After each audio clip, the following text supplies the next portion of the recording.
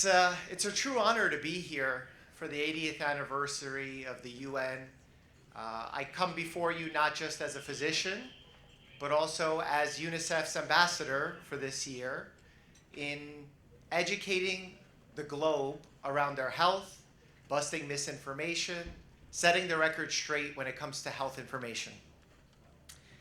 Now, when people hear the most followed doctor on social media, the thought goes to TikTok dances or lip syncing videos. But the reality is something much more serious.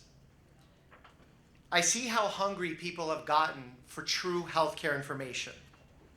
They feel let down, sometimes abandoned by the systems that are supposed to keep them healthy. One harsh reality comes up over and over again.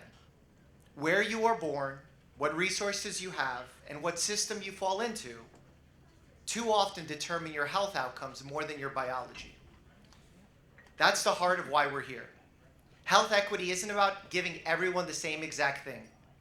It's about making sure every person has the opportunity to live a healthy, fulfilling life. The consequences of not solving these problems are huge. They are medical, of course. Millions of preventable deaths, chronic diseases, mental health crises that go unseen. But they are also economic. Families fall deeper into poverty. When they can't afford treatment, consequences are not just for them, they're societal.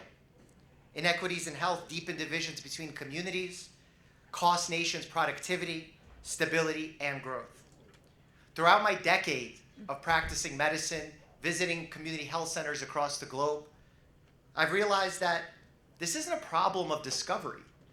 This is a problem of practicality. Children are still dying from preventable diseases for which we have vaccines for. Mothers still face pregnancies and diseases, pregnancy-related diseases, not because the medicine doesn't exist, but because access doesn't. Entire communities struggle with chronic diseases, not because we lack innovation, but because we fail to invest in scaling the solutions we already know work. But it's not all doom and gloom. There's good news. We have solutions. And we have them right now. Technology is opening all sorts of doors for us. Artificial intelligence, as mentioned earlier, for example, is not just some sci-fi toy for the future. And while I have reservations, I think there's true utility here. Think about it. With an AI-powered stethoscope, a local community practitioner can make a diagnosis of heart disease before tragedy strikes. Telemedicine and digital health platforms are breaking barriers of distance and stigma. I've seen that happen in conflict zones where teens are able to get mental health support with just the power of their smartphone. Social media allows education to happen for millions with just the blink of an eye. And innovation isn't only about technology. Data equity, that's a form of innovation too. Too often, people who are most impacted by these inequities are invisible in our research. I've seen that firsthand. Heart attack research was primarily done in men. And as a result, we're misdiagnosing it in women. We're allowing the #1 killer of women to go undetected, undiagnosed, and oftentimes untreated. Collaboration here is critical. When governments set policy, businesses bring scale, scientists bring discovery, and communities bring lived experience. That's where real transformation happens. I've seen nutrition programs succeed not just because they provided food, but because they merged agricultural innovation with social media awareness campaigns. Sure, they fed their stomachs, but they also satiated their hunger for knowledge. And we cannot underestimate the value of young people here. We're not just the recipients of these programs. We're innovators, entrepreneurs, communicators. Platforms like YouTube, when paired with credible public health expertise, can mobilize millions faster than any pamphlet or billboard ever can. Even the arts matter here. Storytelling, music, film. These move minds in ways that statistics never will. That's why influencers and artists are as vital to this conversation as our ministries of health. Science gives us knowledge, yes, but culture gives us momentum.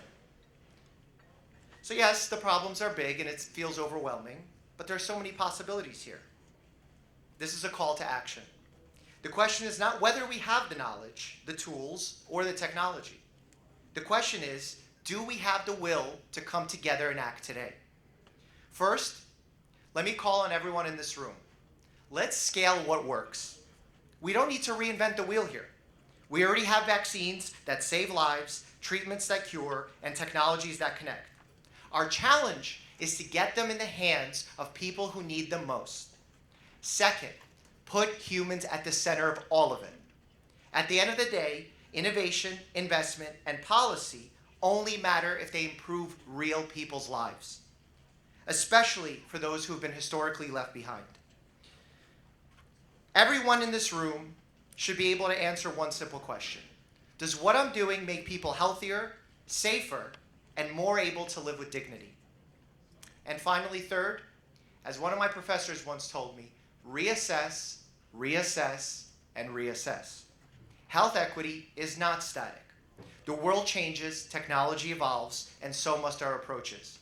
We cannot set strategies and walk away.